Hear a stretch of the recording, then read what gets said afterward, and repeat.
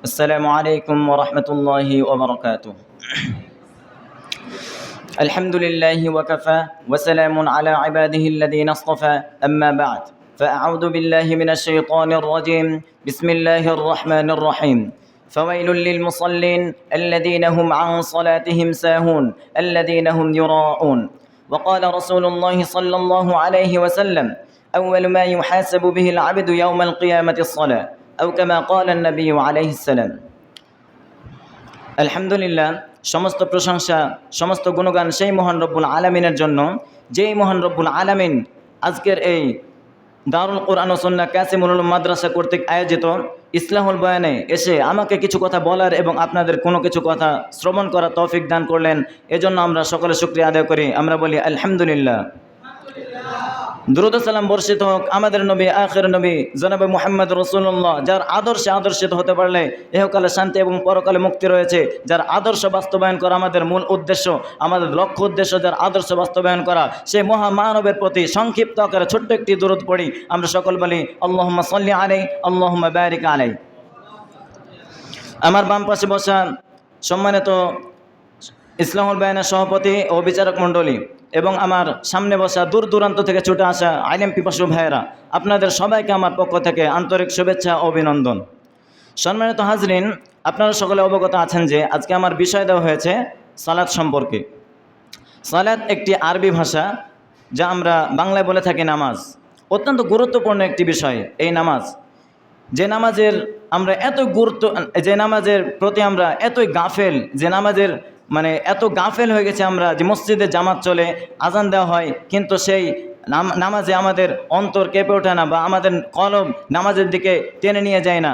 আমরা এতই পরিমাণ গাফেল হয়ে গেছি, আমরা গুনাহ করতে করতে আল্লাহ রাব্বুল আলামিনের আদেশকে আমরা অমান্য করছি। আমরা জানি যে আল্লাহ রাব্বুল আলামিন আমাদেরকে নামাজের জন্য ধরবেন, এবং আল্লাহ রাসূল মুহাম্মদ সাল্লাল্লাহু আলাইহি সাল্লাম এ ব্যাপারে অনেক কঠিনভাবে একটি হাদিসে বর্ণনা আছে।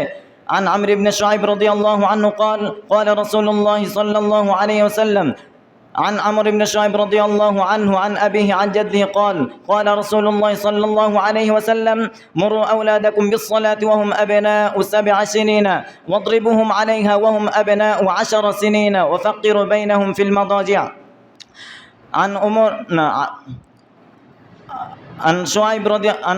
শুআইব রাদিয়াল্লাহু আনহু থেকে বর্ণিত, তিনি বলেন রাসূলুল্লাহ সাল্লাল্লাহু আলাইহি সাল্লাম বলেছেন, তিনি তার দাদা থেকে বর্ণনা করেন, তিনি বলেন রাসূলুল্লাহ সাল্লাল্লাহু আলাইহি সাল্লাম বলেছেন, তোমরা তোমাদের সন্তানদেরকে 7 বছর হতে নামাজের প্রতি উৎসাহ দাও, আর যখন তার বয়স 10 হবে তখন তাকে প্রয়োজনে নামাজের জন্য প্রহার করো, আর তার থেকে বিছানা আলাদা করো। সম্মানিত হাজরিন, এই হাদিস থেকে আমরা এটাই বুঝতে পারি যে যখন আমাদের সন্তানেরা 7 বছর হবে তখন তাদেরকে নামাজের জন্য উপদেশ দিতে হবে বা নামাজের জন্য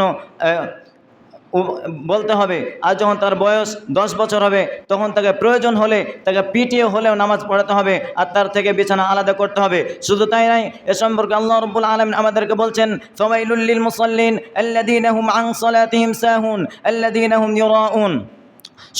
সুতরাং দুর্ভোগ ওই নামাজিদের জন্য যাহারা তাহাদের নামাজ হইতে উদাসীন, অমনোযোগী এবং তাহারা লোক দেখানো নামাজ পড়ে।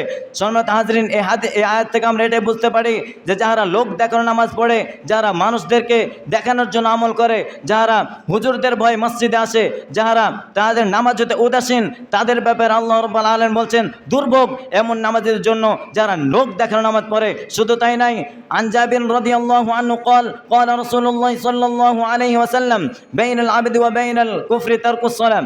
জাবির রাদিয়াল্লাহু আনহু থেকে বর্ণিত, তিনি বলেন রাসূলুল্লাহ সাল্লাল্লাহু আলাইহি ওয়াসাল্লাম বলেছেন, বান্দা ঈমানদার ও কুফরের মধ্যে পার্থক্য হলো নামাজ ছেড়ে দেওয়া।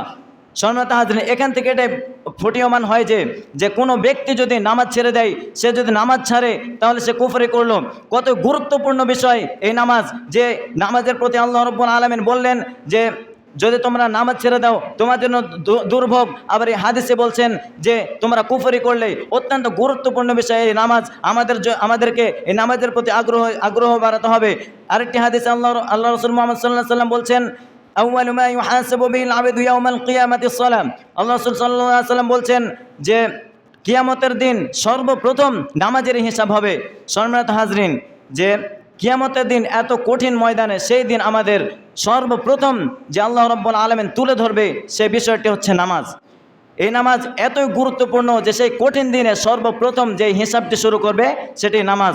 তাহলে আমাদেরকে বুঝতে হবে কত গুরুত্বপূর্ণ একটি বিষয় এই নামাজ। এই নামাজ সম্পর্কে আমাদেরকে আগ্রহ বাড়াতে হবে।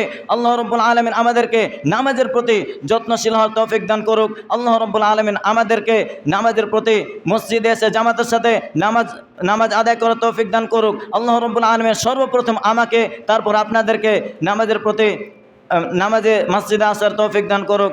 আমিন ইয়া রাব্বাল আলামিন। আসসালামু আলাইকুম ওয়া রাহমাতুল্লাহ।